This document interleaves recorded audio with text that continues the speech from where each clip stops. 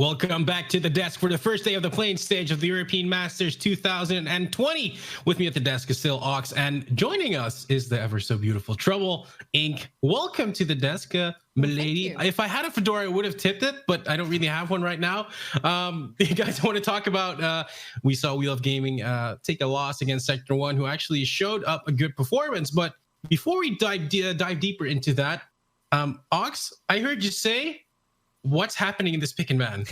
Yeah, I mean, I wasn't a massive fan of what WLG came out with. I think the first rotation was good. I think the Sett, the Misfortune, Nautilus all fine.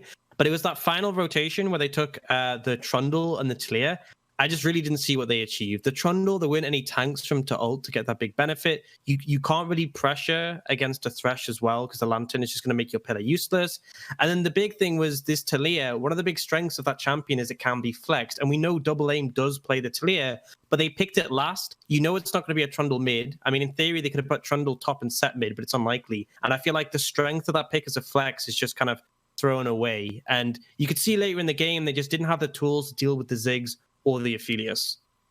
Trouble, you said something about these champion pools for Wheel of Gaming not really being used to their full potential. Yeah, because there was a LeBlanc open for Paris. I mean, he's the prodigy LeBlanc in Greece. You definitely do not want to leave this open versus him. The Vladimir as well. These are two picks that can very easily reach the backline had he picked them. But I felt like Wheel of Gaming went more for comfort than a composition that could beat Sector 1's composition in draft. For example, that Ziggs, I have like 3 points made for Ziggs right there. I'm like, one, Talia wants to roam around the maps, doesn't want to stay static in one lane. This is why you pick it. Well, guess what? Heavy wave clear mid laners do not allow Talia to roam around the map. Second, you want to go for the 1-4 where Nautilus, Trundle, and Misfortune are basically undiveable, and you want to have your Talia roaming together with Sett if he's in trouble. That was never able to happen due to the fact that Sett got pushed behind, same as a Talia. And the third one is, if your side lane was ever in trouble, all it takes for Ziggs is to press 1R and every single minion just dies, which means that Sett is pretty useless on the split push. Yeah, because this draft from Sector 1 was all about tempo, right, Trouble? Well, tempo in the early game where they kind of got like a 7-1 Aphelios and a 3-4 Ziggs. So you're like, okay, they're just going to take this into every single lane, take every single tower, move their vision into the enemy jungle, go to the Baron, take every... It didn't happen. It was sort of kind of like a resident sleeper mid-game where Sector 1 would just completely take their foot off of the gas and allow Wheel of Gaming to get back into the game. And I was talking a little bit with Aux, and I was like, if Paris gets kills here, Wheel of Gaming can turn this around. Now, that was Wheel of Gaming, but if Sector 1 play against better on paper teams, this mid-game slowdown can really hurt them. Yeah, because this is a really strange thing. The slowdown in their mid-game was like the complete opposite of what they did early game, Aux. Yeah, and I think there is this sense that their comp does outscale, so the pressure wasn't really on them. But I don't think that's really an excuse. I think critical moments was we had a 7-1 Aphelios for practice, and then he got caught out multiple times. His positioning was a bit off, and I feel like that ended up costing them pretty heavily. This should have been a game where you crush early game with a comp that outscales, and you have great tower takers. They should have just closed out, and I think we're looking at that match later today up against Kick. If they do that there, they will absolutely get punished. Yeah, but we talked about like the negative sides. You brought a very positive side on the side of Sector 1 was the way they set up their waves, Aux. And this is something you said, like you were very impressed about the way Savior roamed around the map. Yeah, there was an early roam where they went and punished Paris in the mid lane. And the timing was just stellar because the wave was in such a good position in the bot lane. There was really nothing the enemy team could do to counteract it because there was a massive wave stacked. And it just, their understanding of the early game roam timings and the wave manipulation is what set them up for this game. And so I think, honestly, Sector 1 had a near perfect early game. It was just after that, it felt like maybe they got a bit overconfident. They're like, wow, we have a scaling comp, we're already in the lead. And they felt like the game was theirs to throw away. And it was. And although they still won it, I think they just need to be a bit sharper. Yes, your early game went great. Transition that into a good mid game because you still have a lot more potentially opportunities to throw things away if you don't keep your foot on the pedal. Trouble, I want to talk a bit about this group. We're the Group D, Sector 1 is in there. We see Wheel of Gaming, we see Pick Sports. We'll see Kick here. Is Wheel of Gaming actually going to make it out? Like, because after seeing this performance, I'm having my doubts. See, I feel like in general, the Greek teams, both Will of Gaming and Intrepid Fox, have very explosive players. So it's not necessarily the team as a whole that will come together and you'll see the extremely great macro plays in the mid game that will win them the fights. But these pop moments of the mid laners, I was talking to Aux and you during the game, and I was like, if Paris pops off here, he's going to carry the game. He grabs 2 or 3 kills, it's over because he can do it. They brought in double aim. They tried to sort of settle down the team and play a little bit more of the macro style. It didn't happen here. Double M was getting caught a little bit. I'm not sure if Will of Gaming, as we saw the team right now, can make it out of groups. I'm still waiting to see, of course, Esports that are, I'm not biased, but they're like my baby region. So I'm still waiting to see them to tell you if Will of Gaming will be able to make it out or not. I feel like it's in between these two. I have faith that either Will of Gaming or Esports will make it out, but we'll see. Yeah, they're battling against each other, by the way, in the last game of the day. That'll be on this channel as well. So if you want to see Esports take on Wheel of Gaming, be sure to stick around. Our eyes now are set on Defusekids versus Kenty. We saw Defusekids take on Mad Lions. That wasn't too terrible, Aux. No, I think they had a solid performance, all things considered. I think Mad Lions are arguably one of, if not the best teams in play-ins right now.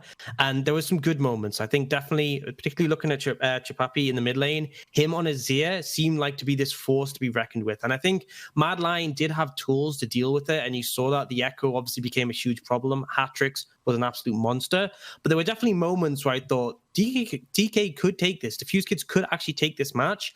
And I think it's a good omen for the rest of the play-ins because they will play up against Mad Lions again. They have shown potential, but I think there were definitely still issues. You know, contesting Drakes at the wrong timings, a lack of engagement. They were kind of playing very reactive consistently, and it was really, if Mad botches their engage, then there's going to be cleanup from the Aphelios and the Azir. But if they don't, that's kind of things rounded out. So I feel like in this matchup, Defusekids, contrast in the early one are the favorites, but they're not a flawless team.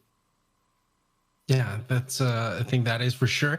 Are they the favorites? You said something about Chapapi, and then Trouble was like, but wait, I think there is a kryptonite in Kenty. Well, first of all, I just want to say about Defusekids that even though Chapapi did pop off and he looked really strong on the Azir, I felt like the team as a whole didn't play the correct game style. Alois was in the top lane on that gangplank, super late game scaling. He can assist his team with the cannon barrage. He was absorbing 3 and 4 man dives and ganks all the time without dying, staying even as he is with a Renekton that should have wrecked him in the early game, and it never happened. And whilst the rest of the team should have followed the same plan, like, let's chill back, lose the minimum amount of objectives, and farm our way to victory because we outscale them by far in the late game. They kind of fell into the trap of trying to fight the unfightable. And then on the other side, whilst Matt had a very explosive and heavy engaged team, Kenty sort of plays the same style with Defusekids. This is where I think it gets very interesting because they really rely on Nemky, their ADC, coming out clutch in the late game. He knows how to pressure and force mistakes in the bot lane. He'll take the advantage. And when he doesn't, he knows what he has to do to recover. On the other hand, the wildcard in the team and the wild play is Rimtuolis. I've talked with the coach before and it's like, well, he's the least talkative player, and having your mid laner being the least talkative player is not always the best you can have, because I've seen Rimtuolis go in 1v4.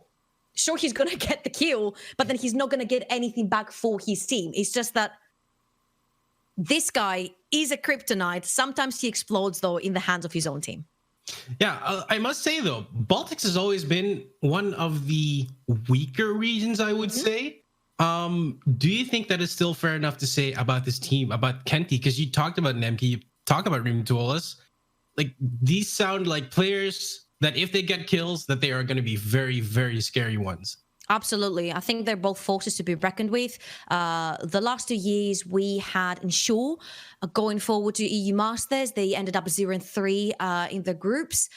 This year, both Kenty and Esports were stopped by Ensure and Zalgiris. So they were stopped in the semifinals. Now they both made their way into the finals. And I think if ever the Baltics has looked strong, it's this year. Aux, if you hear this, would you say that we need to have a good look at bot lane on both sides? I think potentially. I think for me, Goose and Nightmares have been a really reliable bot lane. I think they've been solid throughout the split, and I think Nightmares in particular didn't have the best performance in that earlier game, but overall, he's a player who I've been impressed with. And I think they have their work out for them, because I think they can very much rely on their solo laners to do their jobs in the later stages of the game. We've seen that from Chapapi, and we know that Alois is one of the standout players just from the region as a whole. But I feel like if they slip up on the pressure in the bot lane, as Giorgio alluded to, they will be punished. And I think that's an avenue where they can give an advantage over Kenty, which could lead to a defeat. And I think for me, when you have these regions that are weaker on paper, they should look to still play their games, push the aggression. And I think that's something that potentially Defusekids could suffer against. It's interesting you talk about Nightmares, because let's be fair, we don't really talk that much about supports. But what is it that Nightmares does so well that makes him such a player that stands out for you? I think for me, Nightmares has always been a player, because I've personally played against him in the UK in the past, and I think he's been a player who's pretty reliable as a support. I don't think his laning is fine, but I think it's just his understanding of where to be on the map and how to facilitate his AD carry has always been something that's pretty key. He is sort of that this unsung praise for him, because if he's doing his job right, you don't really see him necessarily doing it as a big factor. You know, his AD carry is the one he sets up to be flashy. Goose is a player who he will facilitate to look good. And I think that's part of the reason why he performs so well. Now, I wonder, though, we talk about Nightmares. You say he's able to know where he needs to be on the map. Trouble, is Nightmares going to be able to get off that lane? Because you talk about a very scary bot lane on the side of Kenty. I feel like SpieleAufDe and Nemky played the same kind of game. Nobody in the Baltics talked about SpieleAufDe because he's where he needs to be when he needs to be. He's like AuxCasts, the unsung hero, like a lot of supports are. He's not going to make the flashy plays, but he's going to keep his teammates alive. He's going to be there. He's going to be the front line. He's going to be the one that saves them with a lantern away. And I think it's kind of like we're seeing the same playstyle in the bot lane, which is why I can't wait to see this, because it's going to be most likely explosive. Nemky is a type of ADC that wants to force mistakes out of his opponent, but I feel like Goose and Nightmares kind of want to do the same. Well, we know what the favorite champions are on the side of Fusing. We saw the Azir coming out. We saw Fields coming out, for example. Now I wonder, though, you know this team by heart. Kenty, what kind of champions do they like to play? Well, first of all, I don't think Rimtuolis is ever going to touch Diana. He has like 100% win rate with it. He will pick it blindly. He doesn't care what he's going to play against. He might go 0-2 in lane, then he will come back and literally destroy the entire team 1v5. So that would be one pick for him. I've seen him on the Xerath as well. He was the guy that literally played 13, 14 unique champions in the entire league. So he can literally pull out anything he wants.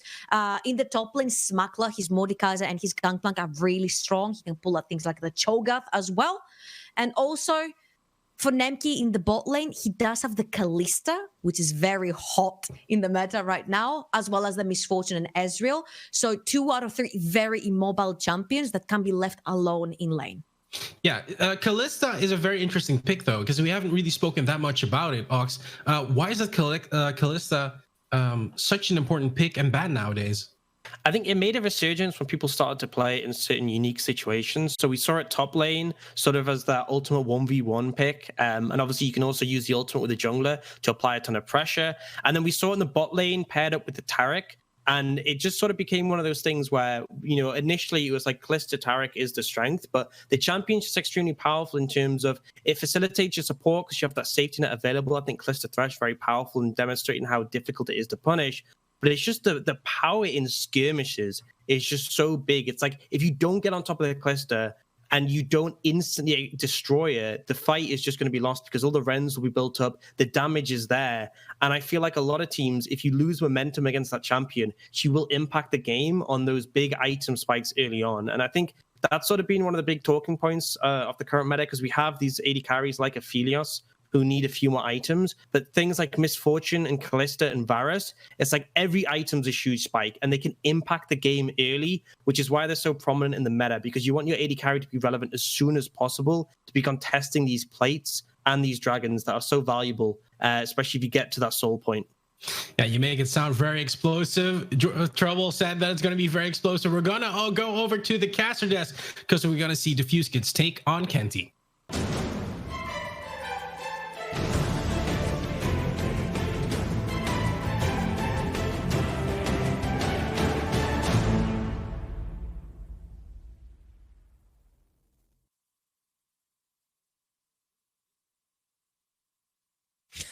I've been told by my production I was muted on Discord. I was so afraid of screwing up that I muted absolutely everything. Hello, welcome, ladies and gentlemen, to the E-Masters play-in stage. I am Penguin. I'm joined for the first time ever in the history of casting by Troubleinc. How are you doing, my friend? I am so pumped and happy. We gave a promise last year that we would end up casting together one day. And this day is today. And I'm so excited. And of course, we got your home region. We got you kind of coming in now after casting the ERLs. And of course, we got the DK boys, Defusekids. They're a lovable team. I don't know how good they are, but they're a lovable team. I do genuinely love watching these guys. These guys are, they just bring out so much fun. I think that's the best way I can describe it, is that they make me feel like I like League of Legends again.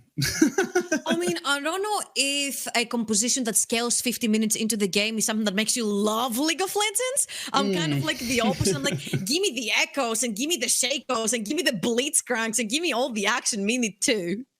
That's fair. That's very, very fair. I'm like nostalgic for 2019 Defusekids that brought out Zerats and Aries and all these amazing cool picks that I was like, I haven't seen that in ages. I hope I know their abilities. But coming into this, of course, this is a very big match for both these guys because in terms of skill, these guys are very evenly matched.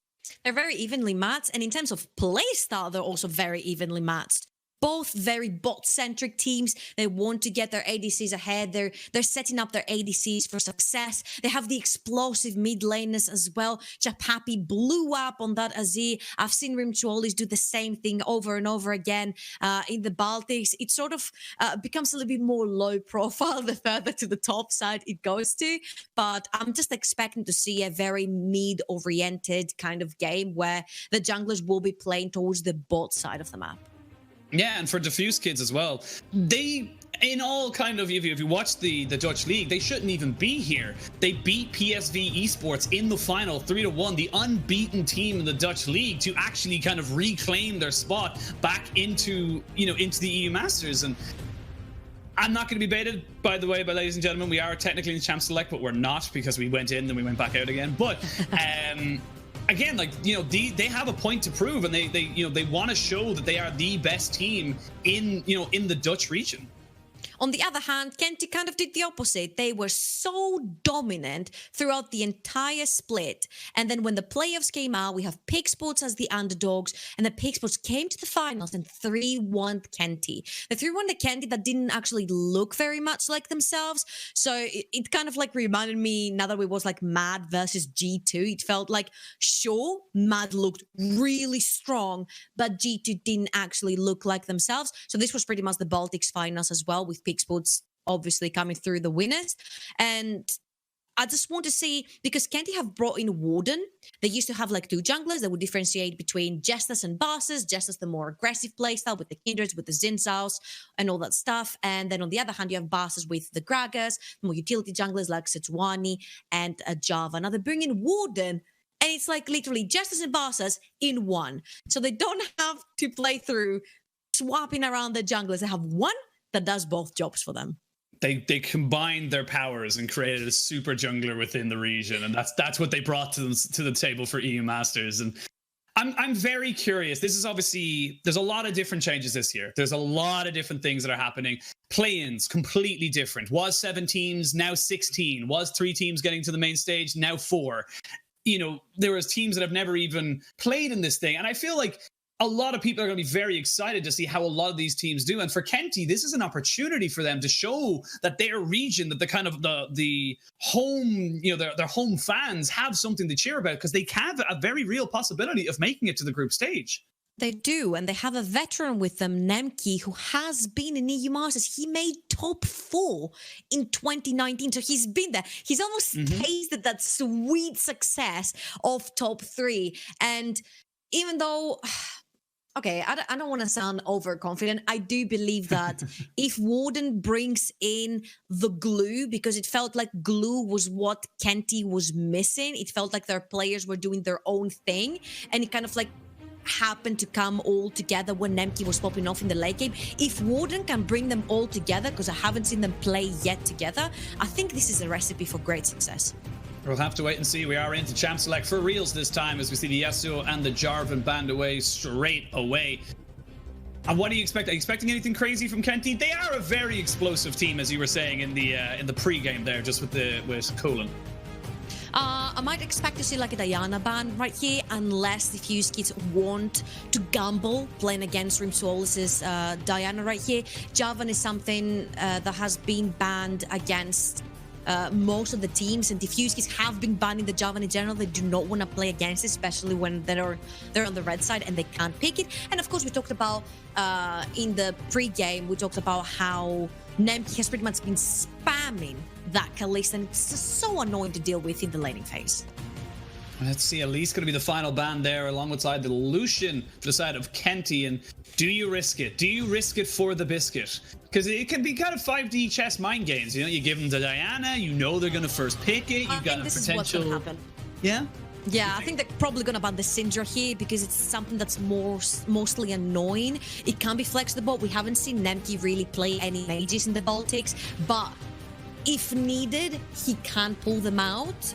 He has told me. So we shall see, and Diana is open. Diana is open, Syndra open as well. Rek'Sai taking Sett. off the board. So Sett, yeah, there's a lot of different junglers here as well that you can go for. A lot of power picks available. Sett first pick going to be the first one there for Kenty. And this guy, he just does so much that your team wants him to. It makes sense that you try and high and prioritize him.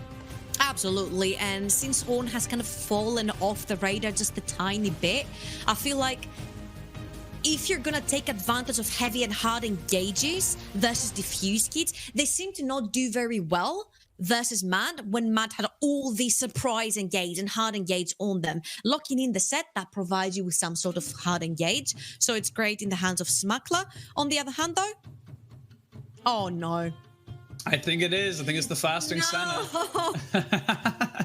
So to anyone who's not quite sure, and you clearly haven't been watching any professional League of Legends, fasting Senna is where you pick a Senna at AD carry who does no farming, and then you pick a tank in the bot side. So Lee Sin, though, picked up there for Hadess. Is it Hadess or Hadess? I think it's Hadess. Hadess? Right? Yeah, maybe. I don't know. All I know is I'm on the Benelux stream, and they're probably going to kill me. I'm not sure how it's pronounced in English, like Greek words. I'm not sure how it's pronounced in English, so I'll go with Hadess. Whatever you say, I'll go with it. Obviously, Hadess is not a stranger to Lee Sin. He played it against Mad as well in the previous one, and even though I do like the Lee Sin pick, it didn't seem to go very well with the previous composition because it was like full scale everywhere and just a Lee Sin that had like nothing to do. He couldn't do anything. So I was like, great, you have the early game jungler, but no lane to play through. Yeah, that's the kind of crux with Lee Sin is every jungler plays him, but you need laners that kind of help facilitate him as well. If you can't get going, he doesn't do a huge amount in terms of helping his lanes if they're not able to help themselves. But Gragas Tristana locked in for the side of Kenty, and imagine that Tristana can be a bit of a flex, as it can go towards the mid lane if needed, but I would be surprised if it didn't go towards bot. That is so weird because neither Nemky nor Rimtuolis have fooled out the Tristana, and Nemky doesn't hit me as the player that would play Tristana, so I'm really thinking that Rimtuolis is going to grab that in the mid lane. It's a very aggressive pick. He likes playing with the all-ins, and Tristana is like the perfect champion for him. Ah, there it is. The one thing I mentioned, the Xerath for Chapapi has been banned away. I'm sad. I like seeing weird and wonderful picks. I'm going to flex my name of abilities knowledge. I really like the fact that Xerath has been banned away from Chapapi, because something that Tristana cannot deal with is very long distance mages. Xerath can pretty much CS from underneath his tower, even tier 2 tower, even the fountain if he wants to, and Tristana will never get the aggression in the mid lane. Looks like the side of Defusekids are almost baiting Kenty into picking that Diana that you were talking about.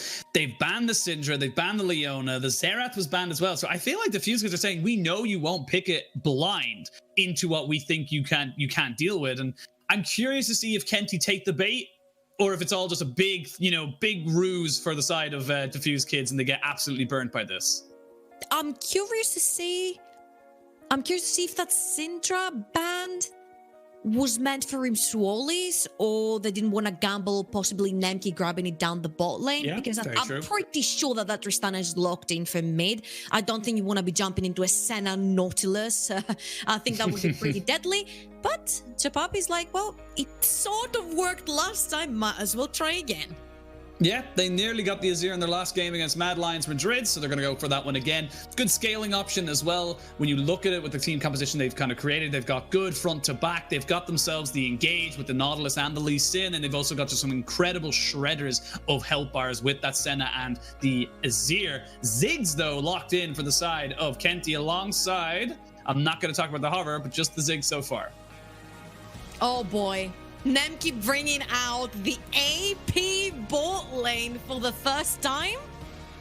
What? Okay, now I'm excited. By the way, the last ban for Kenty is Vladimir. We should mention that. That's like a visual glitch that you guys can't see. So that'd be Zerath and Vlad.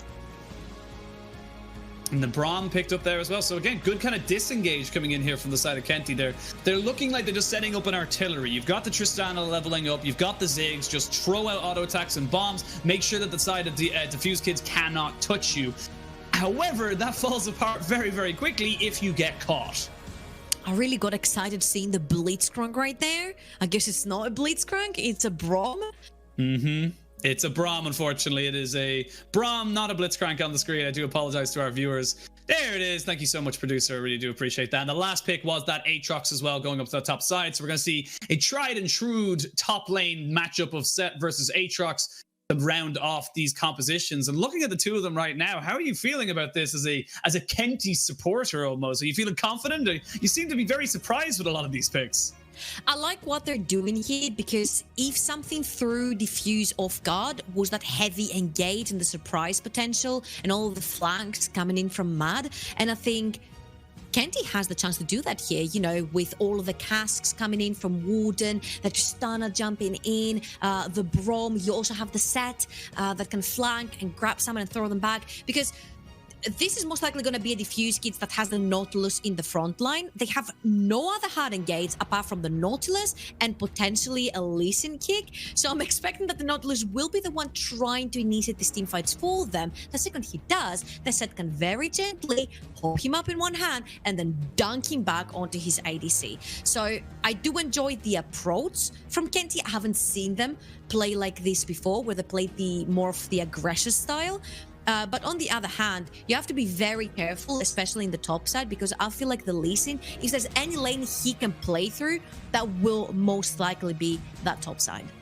Yeah, and actually, if you didn't see it the last second there, we saw the Ziggs and Tristana being swapped. So it is a Tristana bot with a Ziggs in the mid lane. So kind of a handshake there in the mid lane between the Azir and the Ziggs, saying we will just farm forever and there's nothing you can really do about it. But in the bot lane, we could see a lot of action between Goose and Nightmares really pushing to try and catch out this Tristana before she starts to get going. See, this is the thing. I really enjoyed the Tristana mid lane, because then you have potential to kill the Azir early on rather than the Tristana bot lane, because Tristana has a very natural push due to the passive of the explosion, and I'm expecting that Senna and Nautilus will be pressured on the tower. This is where they have to be extremely cautious not to get hard ganked by the Lee Sin and get him ahead. Well, ladies and gentlemen, we are on to the riff for Kenty versus Defusekids. And this is going to be a hell of an explosive match if either of these two teams' histories are to be believed. And right now, it looks like it's going to be a pretty standard start for both sides. However, you see the early sweepers on Kenty. That's usually an indicator they want to go for a late invade. And you see that none of these teams are actually going to go on the aggressive side. Just pop a ward onto Wraiths. Make sure you know where Hadess is at all moment. I feel like, yeah, sure, the Gragas is a natural counter to the Lee Sin because you can stop the Q mid-air with your belly bump, but you have to make sure to keep that Ziggs safe at all times. It's going to be sort of the battle of who can kill the minions faster in the mid lane. I'm pretty sure that the Ziggs does win that in the early game, but once some mana items start popping in for the Azir, it's pretty much going to be like a clear fest in the mid lane. So I think that the more you keep Rimtuolis safe, which he's not that willing to do on his own, from my experience, the better it is for your team. You see Kenty going in for that late invade, have got the sweeper. It looks like it's going to be a red buff start, or red buff steal, I should say. And it's actually something I wanted to get an opinion on, because I've seen a couple of people talking with the new jungle changes, with the new timers and everything like that the time it takes you to take the red buff, move back over to your side of the jungle, it doesn't really give you that much of a setup. But as I say that, Kenty, they're going for a full-on lane swap right now as Alois forced to flash away. And this is what you want to be seeing from these teams that are looking to try and come out of these groups. Kenty coming in with the lane swap because they're like, it's fine. Smuggler on the Sett has the passive health regen. He has the shield to stay alive and CS underneath his tower. What does the Aatrox have? He has absolutely nothing. He could fall to a level 2 to level 3 gank by Warden, and Warden has split the jungle. And he possibly wants to move towards that top side. What I'm scratching my head about is that Nemky started with the jump instead of the E, but they're going to try a potential dive. He's only level 1. Level 1, 3-man dive in the top lane. They do miss the concussive blows. Flash, body slam, exhaust goes down. Ignite is ticking, and it's Warden picking up a kill. First blood goes to Kenty. And that was a beautiful, beautiful stuff right there coming in from Kenty. They knew exactly how they wanted to play it. Now, this is a different story because Smuggler is actually level 2 here. Do they go for this? It's again another 3-man dive, but only slightly different. There we go. They're going to try and take the aggro just now. They will get the root down on top of him, but he has got that shield. This Sett is so hard to take down. Wait. And he gets himself out. Hadess has a flash away. This has all gone terribly wrong for the side of Defusekids, and Kenty are reaping the rewards. Yep, like we said, Alois was only level 1, couldn't do anything, then blows his flash. Warden is up there again. Oh no. Alois, I'm so sorry. No flash, nowhere to go. But they did screw up the turret aggro a little bit there. Now Alois is going to try flash in from the Braum. He's actually going to take a little bit of damage on the way out. Does not matter. Braum picks up the kill, and Kenty 2-0 up in this early game. That is great stuff, because that fasting Senna, sure, she's gonna scale at some point in the game, but it takes a while. She's not grabbing the gold through the minions that she's killing. She's grabbing the souls to try and get that that passive stacking, which means it's gonna take a while until she pops as much damage as Tristana. And accelerating and Tristana that early into the game, already almost 30 CS onto Nemky, which we said he is the superstar of the team. Right now, they put the Aatrox back top. I'm expecting Kenty to swap again. Yeah, it looks like that is the plan. As you can see, Smuggler just backing away, wants nothing to do with this Aatrox. They're already deciding where they want to send everybody else. Nightmares did TP towards the top side and Chapapi to the mid lane. TP still available, though, for Kenty. And right now, they have the tempo. They have the pace. It's what they do with it that's the next important question. Yep, and remember, DK fell to mad because of the aggression and the fast gameplay. And Kenty's really surprising me here, pulling the same card against Defusekids. Means that they studied the game, they studied the team, and they knew exactly how to play against it. Rimtuolis, though. No, Chapapi trying to get as much damage as well. Oh, no! What? That is unfortunate. Mid lane is not going to be a fun time, and we're just going to have a dancing of lanes right now as everyone's just swapping. Is that Ziggs from G2? I forgot who was playing. Was it Caps or was it Perks? It was Caps, and he thought that the satchel would execute the Nexus. Oh, Fun fact, man. it doesn't. It doesn't work on Nexus or inhibitors. Fun little fact for all you cool cats and kittens out there. That's a Tiger King reference. There's so many things I'm watching right now because of the social distancing. But back into the game, it's a just under 1,000 gold lead, but that mid lane, he's gonna get jumped on. He should have a ward to hop to, and he does. He's able to safeguard himself out of there. But right now, you can see they do not want anything to do with this bot lane. Actually, I love this from Defusekids. They just turn around to Nightmares and says, you have a teleport. You can just be the top laner for now. The strategy is still the same. Let's just throw Senna with the Aatrox. We don't have to keep doing this monkey business of keep swapping. I actually really dislike that because I would have my Aatrox have solo experience. So it's not necessarily like all about the gold. Like Senna is going to get the same amount of souls if somebody else other than the Nautilus is last hitting. Rimtuolis is going to get punished again in the mid lane. We talked about he's either going to be like the superstar or die 10 times into the early game. But all in all, Kenty is going to grab a very early dragon. I do not like the fact that the Aatrox is sharing the experience here, because ultimately it is going to be the Sett coming out victorious from all of this trade. Sure, though, Alois has found a way to get some CS and gold to his name, because if he went up top again, he didn't have flash available, he didn't have TP available. Had he been dived, he would have lost much more than just getting denied a little bit of XP from the Senna. You can see that they're already starting to look for the swap back. Very much sharing your sentiment that the XP is very much more valuable on the Aatrox than it is on the Nautilus. And right now, only the real objective that was taken was, of course, that Mountain Drake. Means that we're going to be seeing ourselves a cloud in the very near future, which means potential for an ocean. I'm starting to get really worried right here about Rimtuolis. I've seen this going down. Of course, he's died 2 times, but he's not fallen behind in CS. You see Hadess, he's moving into the mid lane again. It's been very successful. He's blown both summers off of Rimtuolis, which means does he die again? He loses a lot in XP, wave, gold, and so on. And a great right there freeze from Chapapi and Rimtuolis. Walk straight into the Lee Sin. You can see the explosive cast is down. There's the Dragon's Rage, and he's only worth himself 200 gold, and they are just bullying this Kenty mid laner. Yeah, we talked a little bit about in the desk how Rimtuolis will not be very communicative with his team, and a lot of times there will be a lot of things happening that his team is not aware of. And right there, he was aware that Hadess could be around. You saw him pulling off of the lane a little bit further back to stay alive and safe. But then he just suddenly decided to go check Fog of War on his own. So I'm not sure what went through his head right there. He's like, okay, I'm safe from the Lee Sin, but I'm going to go check anyway if he's there. Yeah, a little bit disconnected there, and he does unfortunately give himself his 3rd kill or 3rd death of the game. He is sitting on his last chapter versus the Phoenix Codex, so... He did give Hadess his 3rd kill.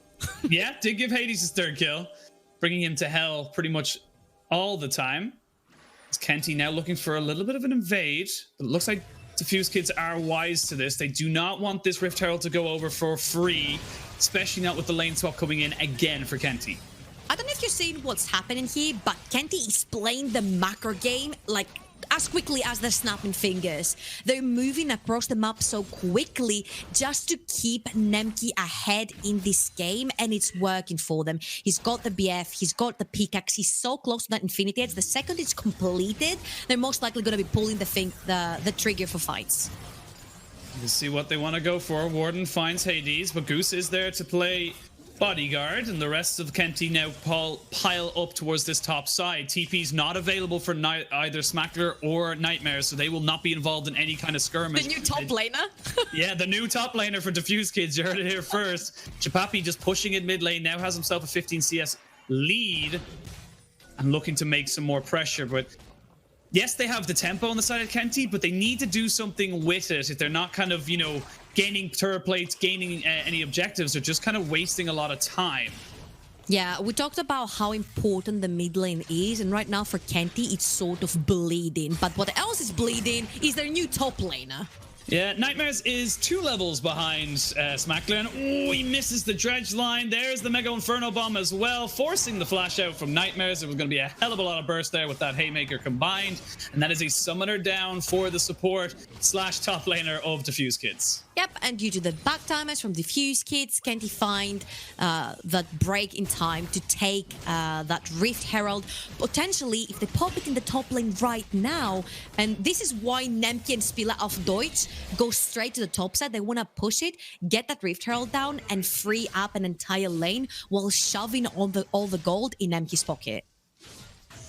If you can get those turret plates for free, there's no real reason to use a Rift Herald to claim them. And Kenty, like you said, just kind of playing the map much smarter, much, I suppose, quicker than the side of Defusekids right now. And they're gonna, it's like find the Aatrox game here. Where'd he go? Where'd he go? Guys, he's in the bot lane. Okay, swap quickly. They're just swapping every single time. You can see that CS lead now, it will be a little bit inflated when you do use a fasting Senna composition, but even then, you've got your IE on the board pretty much in the next back or so. It's going to be very, very hard for this side of Defusekids to really kind of lock them down until the laning phase is over. Yep, and remember, they don't necessarily have any hard engage. Unless the dredge line actually hits someone, they cannot engage onto Kenty. Kenty has an immense amount of wave clear as well, so you can't pressure them underneath the towers. So what they rely on is getting these picks, and the Hadess has made sure they've gotten 3 of them so far. And we can see now, Clouddrake going to be aggroed there. Predator popped by Warden as he just tries to scave off any kind of Defusekids advance as they clear the vision, get themselves set up in this quadrant of the map. But right now you have got a teleport for Alois, so he is available to join this fight should he be needed.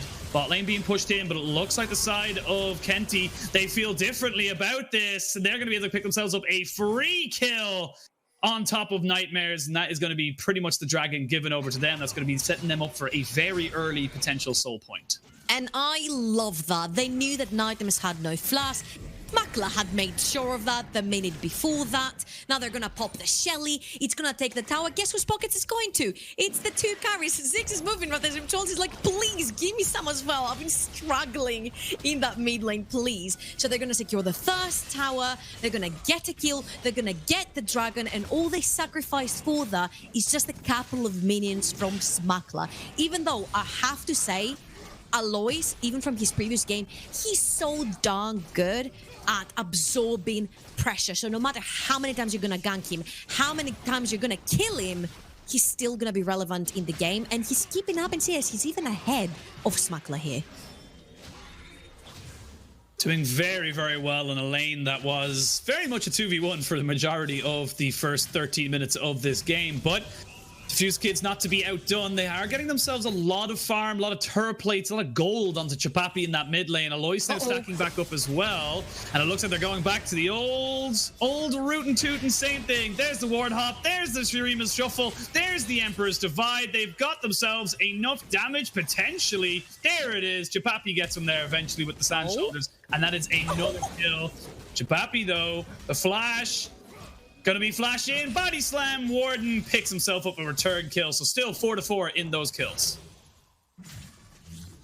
Well, that was the bop that I wanted to see coming in from the Gragas. Warden seems to be doing great. Oh my god. Oh, the explosive cast almost doing enough, but not quite able to finish him off. Just get him away from those minions, though, on the turret, and that is going to be more pressure and more free gold on that top side, as you can see the Tristana just wailing on that turret. Well, it is the fight of the junglers. 2-0-2 on Warden, 3-0-1 on Hadess. I'm going to give maybe the win right here to the Gragas. I do like it much more as a champion. He has a very strong early, mid, and late game, a lot of utility in his kit, a lot of damage in his kit. So even though the Ziggs is not doing that great, and he has on him the AP package damage from the side of Kenty, the Gragas is doing absolutely fine, and he's putting down a lot of AP damage as well.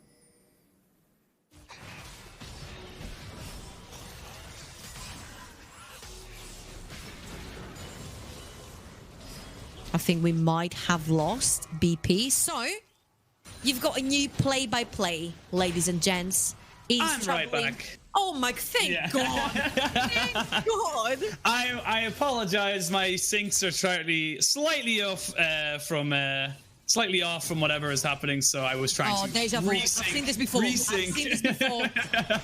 Oh, there we go. Hadess gets caught up again. There it is. Enough to kill him off. And that is the 4th kill into this mid lane, and you can see all 5 deaths have been onto this Ziggs. There's just nothing they can do. There's the Predator. Warden trying to find something, but with a safeguard over the wall, Chapapi able to keep his jungler safe, and they will all just back themselves away. There is an explosive cast, Chapapi. You need to be very, very careful of how far forward you want to push. He's still chasing. He's like, I want to find them. I know they're so low right now. Well, if I want to get the kill, I'm going to get his jungle instead. Takes the chickens instead. Great stuff from Hadess and Chapapi, because if there was a slight bit of hope, it was from Chapapi on that Azir versus Mad. And right here, Hadess is doing the best he can to not only feed himself, but get his mid laner ahead onto that Azir. Accelerating that Azir towards a late game scenario with a couple more items is great stuff, and they can zone off the entirety of Kenty. Rimtuolis, we said he's going to be either a fed carry or a feeding carry. There's no in betweens. He cannot just chill in the mid lane. And right here, he's had 5 deaths the exact same way. It's just Hadess walking up to his lane or walking up behind him, kicking him in, killing him. And there's absolutely no vision from Kenty to try and stop this, which is very worrying after it's happened 5 times. And the worrying thing about it as well, like the overarching difficulty you're going to have now from Kenty is that the Azir has an experience lead. The Azir is officially a level ahead, has loads of gold. Once Azir gets to 2-3 items, that's when he really starts to shred in these team fights. And yes, you have a Sett and a Braum, but if he catches onto your Tristana, there's not that much damage for you to kind of respond with. You need to be so careful when you're giving away that much free real estate to your opponents. And the thing is with Tristana, you don't necessarily have to catch her as an Azir. That Tristana has to dive in to try and get a reset, try to get a finisher onto a kill and get another reset. Now, if she doesn't have a way in because the Azir is zoning her, it's going to be really hard for that Tristana to play the game. This is why I'm scratching my head right here. And I'm like, how in the world would you pick a Tristana into something like a Nautilus, a Senna, and an Azir? Because it's just so hard to get in to try and get some kills. Now, of course, you could argue with the fact that, sure, the Aatrox and the Lee Sin are not that tanky, so maybe Tristana can deal with them first, while Gragas and Sett are diving the backline of DK. Next objective is going to be that Ocean Drake. You've already let 2 go to the side of Kenty. You can't really let any more. But it looks like Kenty, they're happy to let this one go. They've got themselves a Rift Herald. They're going to pop it into that mid lane and look to get more and more gold onto their team. Get some more pressure as well. Quick thinking right there from Kenty. What can we get to trade that dragon? And the answer was mid lane tower. Splits them up wide open, allows you to get a little bit more pressure ward-wise into the enemy jungle and freeze them up completely, meaning that the next time the Azir will move forward, the Senna will move forward, can get instantly punished. We're kind of sitting a bit of a lull now in this game where the next objective isn't realistically for another 4.5 minutes. Yes, arguably the Baron Nashor could be something you could go for. Tell you what, I know what the objective is, the next objective for DK. Is it mid lane? Yeah, it's killing Rimtuolis yet again. I don't fix what's not broken. Listen, you know, it's worked 5 times so far. I think you don't complain about a good thing. That's all I'm saying. But see, exactly, and you almost called it perfectly. It's actually looking like he was looking for the exact same flank around the side. However, this time I feel like Kenty, bit wise to the tricks, realize now that they can actually put down some wards and help their mid laner a little bit. He has got himself a teleport and the Mega Inferno Bomb, so even if he's miles away, he can still be relevant to a team fight. And it's always nice when your mid laner has some form of damage. Yeah, and to be fair, as good as it is to have that Lee Sin fed in the early game, because she does a ton of damage at that portion of the game, it's even better than having the kills onto the Azir for Kenty, because if that Azir had cashed in on the other 4 kills that Hadess had, he would have already completed his second item, maybe 2.5 items in, and this is where the struggle really begins, because he can zone you off of objectives if you're Kenty. Now it's kind of even for them. Sure, he has Nasus Tooth and Haunting Guys. The Ziggs is almost there, either going for the Morelos or the Haunting Guys as well. And he has this Golden Seko. So the wave clear is there. So DK cannot push. And that Lee Sin is not going to be as useful as he is right now into the late game. He's pretty much going to be a kick and maybe an initiator for a fight. So you can put up with him taking all the kills in the early game. Speaking of far ahead, look at Alois. He's got himself an item and a 2/3 ahead of the Sett. He's been 35-40 CS ahead. I'm not quite sure where he got all that money. It just seems to be straight up. They left him alone for the first time in the entire game. And he's just able to kind of propel himself into a very strong position. Triforce just got finished up there by the Sett. As you can see there, he's 1,700 gold ahead. That's very, very troubling if you're on the side of, Kenty, because yes, you have a very, very, very fed Tristana, but that Aatrox will melt you if he gets on top of you. I think the difference in gold comes from the fact that the Senna cannot farm. She's not the farming type, so she's like 4,000 gold in the lead from the ADC, but it doesn't matter because the Aatrox is there, the Azir is there, and these two are ahead, so they can keep on picking fights, and the Senna is going to throw down the heals and the shields with the ultimate and the slows. with the rune. So it doesn't necessarily matter that the Senna is behind, because at some point she's gonna reach that state. Plus with her passive, she's gonna get that extra 80 damage and scaling that she needs. What Kenty needs to focus on right now is picking these fights, because it's what they need to do in the early game. Getting these fights before more items come in for the Senna, before the Nautilus gets unkillable in the front line, before that Lee Sin has a Guardian Angel, before the Aatrox can heal his entire HP bar in one ultimate's duration. And from the other side, DK are doing exactly what they need to do. They're pressuring out the waves. They're not allowing Kenty to get any pressure. But you saw that if DK let go for 1 second, Ziggs and Tristana are so powerful at taking towers, and that tier 2 literally popped off the map. Yeah, you've got the explosive bomb and of course the satchel charge able to take those down, not alone combining with the Ziggs passive that just does so much extra damage onto everything. And you can see now that the call from the side of Defusekids is to go back, pick yourselves up some items, get yourself some power spikes as the Andrew's Torment finish up there from Chapapi.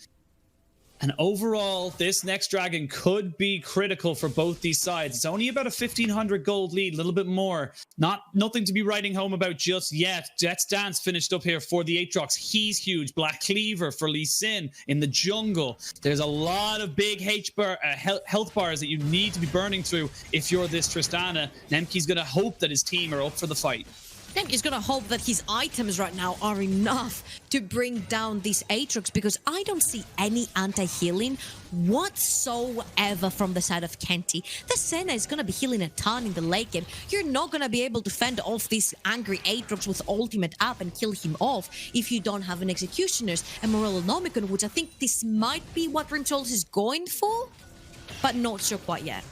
Oh, Dredge line just about misses. Defusekids feeling confident, feeling strong as they start to position themselves around this dragon. They've got mid lane push now coming in. They've sectioned off Kenty towards that dragon side. They might have caught themselves out, though. There is going to be a nice little... Zonya's coming in, though, from Nightmares to keep himself alive. He eventually does fall. Alois is there. They haven't really got the damage, though, onto the carries. They've only just put down the Braum down to about half HP, actually taken very, very low. But overall, it's still a win for Kenty. Yeah, the Nautilus dies. Of course, Nightmares hasn't opted to go straight for the Stone Plate. And I think it has cost him, because if you ask me, you are the only frontline and tank that your team has. So I feel very strongly about going Stone Plate first item and have these extra seconds in a team fight that you're staying alive, so you can allow your team to put the damage down. But look what DK are doing here. They have the attack speed, they have the fed Lee Sin. Look how fast this Baron is going down. Pings are going down on top of it, so I do think that Kenty have a feeling that this is happening, but you've got yourself a Chapapi. Chapapi will shred this by himself. Mega Inferno Bomb is available for a little bit of a check if they should need it, down to about 2,000 HP. Now they know it's being done. The Mega Inferno Bomb comes in. Oh, not quite able to steal it, just about missing out on it. That is going to be a sneaky Baron for the Dutch winners. And that is a very, very much needed piece of kit that Defusekids need if they want to try and slow down Kenty. That was a great and quick call. They're like, who have been the two members that have been keeping this team alive the entire game? It is Chapapi on the Azir, and it is Hadess on that Lee Sin. You called it yourself. He's got the Black Cleaver, he's got the Warriors, he's ready, he's got the damage needed, and also the double items onto the Azir. They have the perfect combination of damage to take down that Baron really quickly, and that was the case as well. Kenty way too slow to sniff that out. And I'm loving this. This is a Defusekids that we're not used to seeing here in the E Masters. Fair enough, I haven't been watching the entirety of the Dutch League Spring Split, but when you think Defusekids, you don't think those snap decisions. And speaking of snap decisions, it looks like the Gragas has been snapped in half and taken down. More gold and pressure. Now a gold lead for Defusekids. Yep, and with the Tristana, you cannot move anywhere near that minion wave because your range is still very low. And look at how aggressively the Azir is pushing these soldiers ahead. They have to fend off the entire team of DK right now alongside the burned up minions. It's going to be extremely hard. The Ziggs can only put down that many bombs because, as you see, Rimtuolis is slowly but surely running out of mana. At least I'm happy to see, I think I'm the only maybe caster to see and happy to see Morellonomicon being built on a player. It's been a bit of a meme at the moment, but I do believe you are correct, given the amount of healing that you have on the side of Defusekids with the Aatrox, the Senna, and even the Lee Sin to a very small amount as well. It gives you a lot there. As we can see, Alois has been exhausted. He's trying to go 1-for-1. They're going to combo the knockbacks, and everyone's going to jump in onto that mid lane. They do take the turret. The Braum does fall. You do not really have the damage to take this team fight right now, Kenty. They may lose themselves an inhibitor, but Warden is there. Great explosive cast of the Nightmares, but he's not able to follow that one up. Too much damage there from the Senna, and the Azir means that the side of DK will back away. They do take themselves a couple of turrets, and that's about it. And this is where it starts. Remember what we said about Alois. He's great at absorbing all that pressure. He had Nemky and Smackler on him. He got exhausted in a 2v1 and almost killed Nemky while going down. So this is dangerous stuff while his entire team was diving towers, almost killing Rimtuolis. I've seen Rimtuolis satchel himself back twice this game. So not impressed by his Ziggs so far.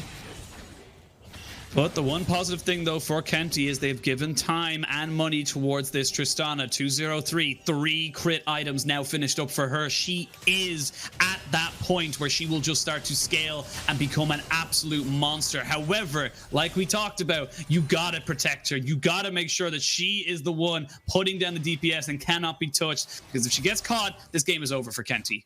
Oh, absolutely. I feel like Nemky is the one that's keeping the game alive for Kenty so far. But if you see, he's not really apt to taking the big team fights. He's going to go on the side lane, try to help Smackler dispatch completely off Alois, and then maybe they can try to take a 4v5 fight for an objective such as right now, where the dragon is coming up slowly but surely. Now, I do like the adaptation here from SpieleAufDe. You see how I said Nightmares didn't really go for the Stoneplay first item. Oh, Nemky was caught. Got caught. There's the flash kick. They do have the stopwatch, though, for him to use. He's not able to jump out, and that is all your damage gone.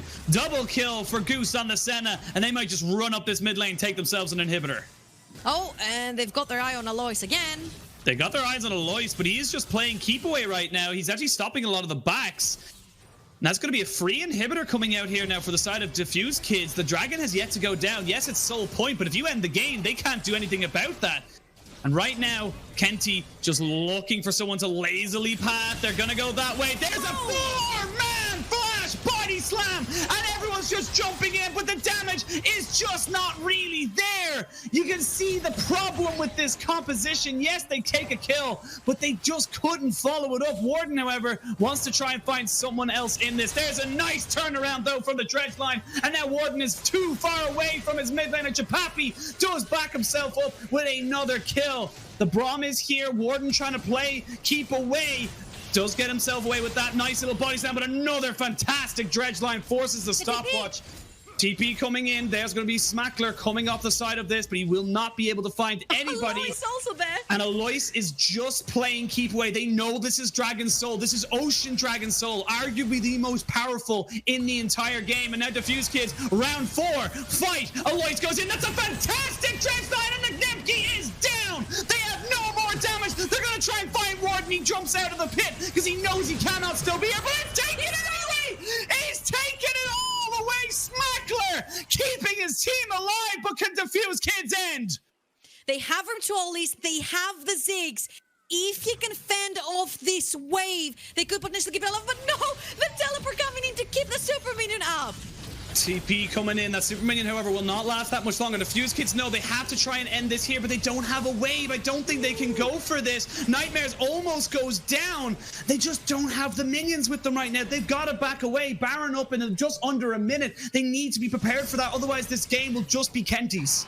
I'm literally on the edge of my seat right now, Penguin. I'm like, how did Smackler steal the dragon to get the soul? How did Rimtuolis and Warden keep their team alive under the 2 Nexus towers? But yet again, it is going to be DK with 1 foot forward. It is going to be them with the Baron, obviously uncontested. And here comes the question, because right now the Senna will go back and cash in 3-0 and 5. He's starting to slowly but surely get into play. You see that dust play just got completed. The Aatrox no one can deal with, and so far We had Smuggler on that set as a non-factor, but this fight, he did so why he shouldn't be fiddled with. You said that they didn't have enough damage. Sure, when Nemky's not there, there's not enough damage, but Rimtuolis has started putting down that damage, and so has Sett. And here you start seeing a little bit the difference. We said, yeah, okay, Ziggs got beaten down in lane. Chapapi's like 4k ahead in gold. So sure, you can argue that, well, you've got the wave clear with Ziggs, so it's okay if he falls back, but they're going to have to wait 50 minutes until they can fight and until you're even with Azir's items. And up to that point that Azir is that fed and with so many items, how in the world does a Tristana get anywhere near?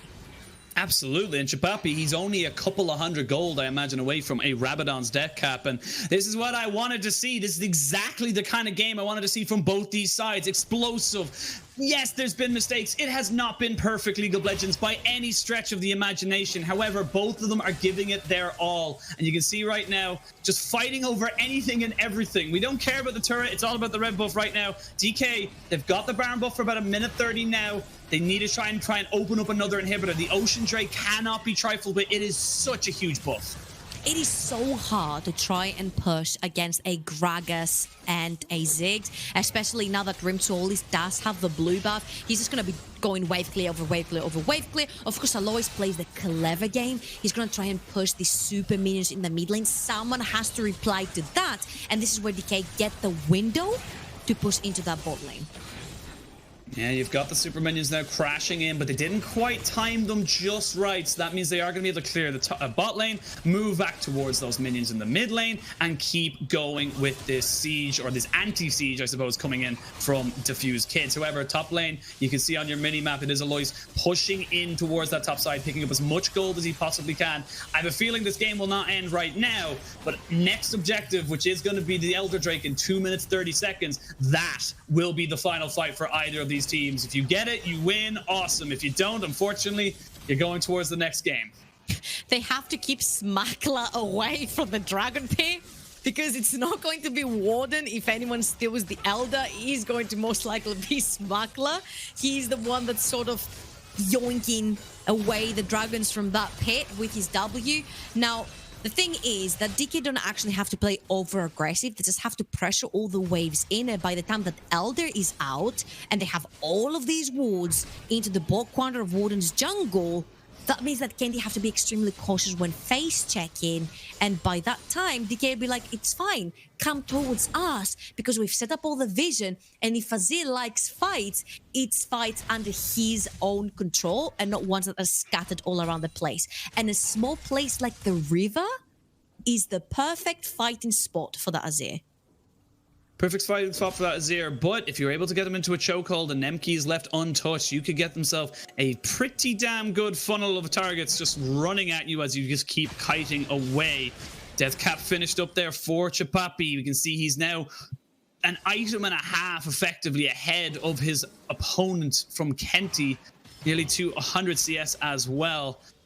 This is it. This, I feel like, will be the fight that does or die. Everyone's stocking up on the side of Defusekids with pink wards, making sure they are in position for that Elder in 1 minute's time.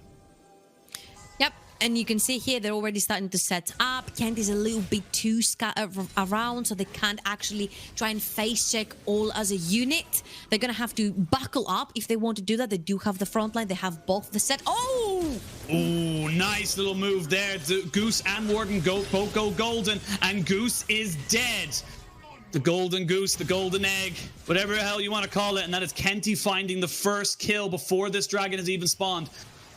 They've got themselves an inside track on the mid lane. Did they just look to try and maybe end this? Fortunately for them, they want more. They want more. They want to try and go for this. Nightmares forced to flash over the wall to safety. Hadess though taking it. Just a long route around. There was a lot of damage put onto Warden, though, who has no flash and no stopwatch or Zhonya's available. DK, they can stall this one out. They've got their AD carry back in 20 seconds. I think they have a feeling. Oh, sure. Pretty sure. Yeah, now they know he's there. They after seeing him there, but the Elder Drake has been started. They will shred through this. You have a Tristana.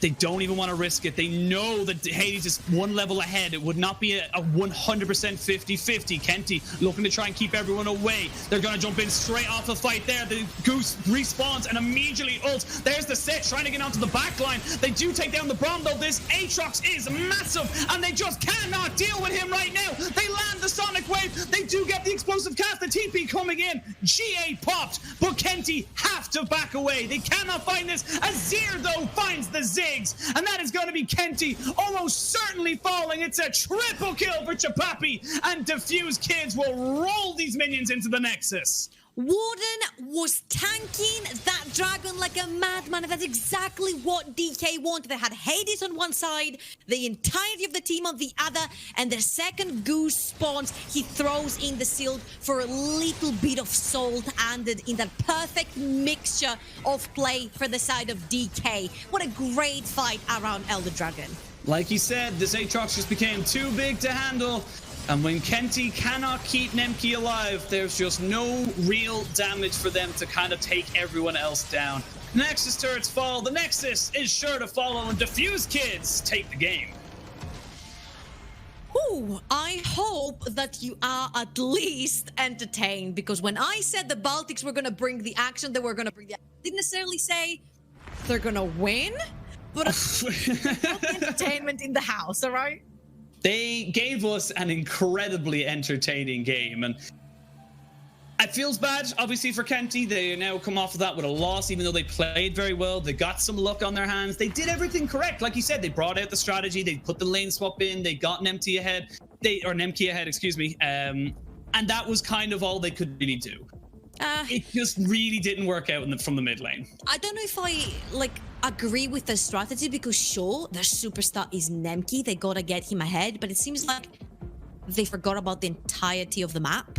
Like, Smackler was being dragged around in whatever lane was left. He was losing CS right, left, and center.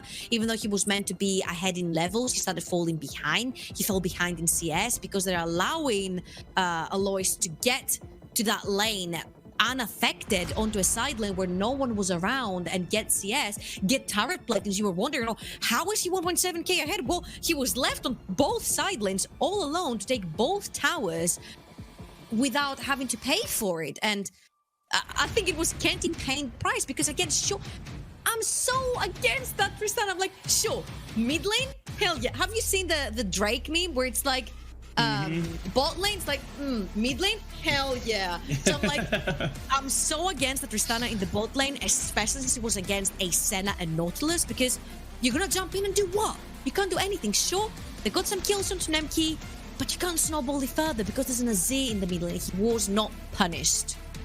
Well, that is unfortunately all Kenty could do. Congratulations to Defusekids. They pick up their first win of the E-Masters play-ins. We're going to throw it to a quick break, and we'll be back to you with more games very, very shortly.